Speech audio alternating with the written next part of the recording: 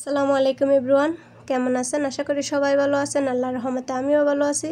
তো আজকে আমি আপনাদের সাথে শেয়ার করব আমার ভিজিট ভিসা প্রসেসিংয়ের জন্য কি কি কাগজপত্র লাগলো, কয় কপি ছবি নিলাম এবং কত টাকা লাগলো, সবই আমি আপনাদেরকে আজকের এই ভিডিওতে বলে দেব। তো প্রথমে আমি আপনাদেরকে দেখাই যে ভিজিট ভিসা প্রসেসিংয়ের জন্য আমার কি কি কাগজপত্র আমি নিলাম। তো সর্বপ্রথমে হচ্ছে মোস্ট ইম্পর্ট্যান্ট জিনিস যেটা পাসপোর্ট, সেটা তো অবশ্যই নিতে হবে।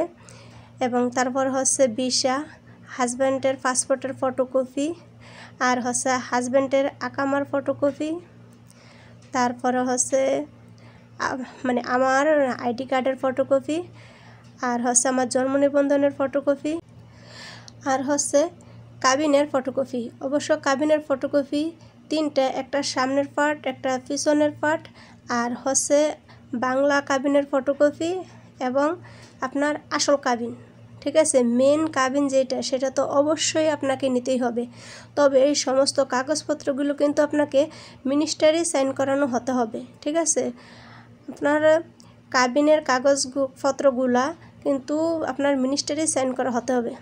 তো এখন আমি দেখে দিছি আমার ছেলের জন্য আমি কি কি কাগজপত্র নিলাম। আমার ছেলের জন্য হচ্ছে পাসপোর্ট, আর এটা হচ্ছে আমাদের অ্যাপয়েন্টমেন্ট লেটার। অবশ্যই অ্যাপয়েন্টমেন্ট লেটার সাথে নিতে হবে। তো আমাদের অ্যাপয়েন্টমেন্টটা ছিল দিনের 12টা বাজে। আপনার অ্যাপয়েন্টমেন্ট যেই টাইমই হোক না কেন, কিন্তু আপনাকে গিয়ে পৌঁছতে হবে টাইমের 2 ঘন্টা আগে। তো এই তো এখন হচ্ছে আমি দেখে দিতেছি আব্দুর রহমানের ভিসার কাগজ, আব্দুর রহমানের বাবার আকামা, আব্দুর রহমানের বাবার পাসপোর্টের ফটোকপি, আর হচ্ছে আমার কাবিনের ফটোকপি, আর আব্দুর রহমানের জন্ম নিবন্ধনের কাগজ ইংলিশ এবং বাংলা। অবশ্যই সবগুলো কিন্তু মিনিস্টারি সাইন করানো হতে হবে। মানে আব্দুর রহমানের জন্ম নিবন্ধন এবং আমার আব্দুর রহমানের জন্ম নিবন্ধন বাংলা আর হচ্ছে ইংরেজি দুটো কাগজেই কিন্তু মিনিস্টারি সাইন করা হতে হবে, এবং আমার কাবিনের কাগজও কিন্তু সাইন করা হতে হবে আব্দুর রহমানের জন্য। তো এই হচ্ছে আমার সমস্ত কাগজপত্র। এগুলোকে আমি ভালো করে একটা ফাইলে করে তারপরে নিয়ে যাব।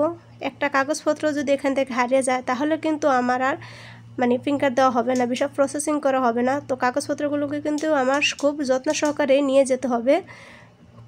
তবে আরেকটা কথা, এখানে কিন্তু আপনার ছেলে যদি যায় বা আপনার মেয়ে যদি যায় বা আপনি যদি যান, তাহলে কিন্তু আপনার যাইয়ের সাথে যাক, আপনার লাগবে 4 কপি ছবি, আর হচ্ছে আপনার সন্তানের জন্য লাগবে কিন্তু 4 কপি ছবি। তবে ছবির ব্যাকগ্রাউন্ডটা অবশ্যই সাদা হতে হবে।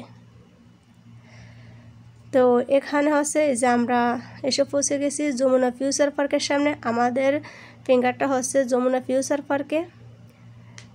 এই তো এটার ভিতরের দৃশ্য। এখন আমি আপনাদেরকে আরেকটা কথাও বলে দেই যে এখানে কিন্তু দুইভাবে কাজ করানো হয়। একটা হচ্ছে নর্মালভাবে, আরেকটা হচ্ছে ভিআইপিভাবে। আপনি যদি ভিআইপিভাবে কাজ করাতে যান, তাহলে কিন্তু আপনার কাগজপত্রগুলো ভিসাটা প্রসেসিং হয়ে কিন্তু 1 সপ্তাহের মধ্যে আপনি আপনার হাতে পেয়ে যাবেন। ভিআইপিভাবে কাজ করালে কিন্তু ওনারা আপনাকে ট্রিট দিবে, আপনার সন্তানকেও ট্রিট দিবে। তো আপনাকে ওনারা জিজ্ঞেস করবে যে আপনি কি কাগজ হাতে নিয়ে যাবেন নাকি আপনাকে থানায় পাঠানো হবে। তো সেটা আপনার যেভাবে সুবিধা হয় আপনি সেভাবেই নেবেন। আপনার যদি থানাতে সুবিধা হয় তাহলে থানা থেকে নেবেন, আবার যদি মনে করেন যে না আপনার কাগজ আপনি এসে নিয়ে যাবেন, তাহলে সেটাও আপনি পারবেন। তো এই তো যমুনা ফিউচার পার্কের ভিতরে আমরা প্রবেশ করলাম। তবে ভিআইপিভাবে কাজ করাতে গেলে কিন্তু আপনার টাকার পরিমাণটা একটু বেশিই লাগবে। যদি দুজন হয় তাহলে লাগবে 45,000 টাকার মতন, বা এর বেশিও লাগতে পারে। আর যদি নর্মালি আপনি কাজ করান তাহলে কিন্তু আপনার টাকার পরিমাণটা আরও কমে যাবে। তো আমরা ভিআইপিভাবে করেছি, এই জন্য আমাদের কাছে লেগেছিল 44,146 টাকা।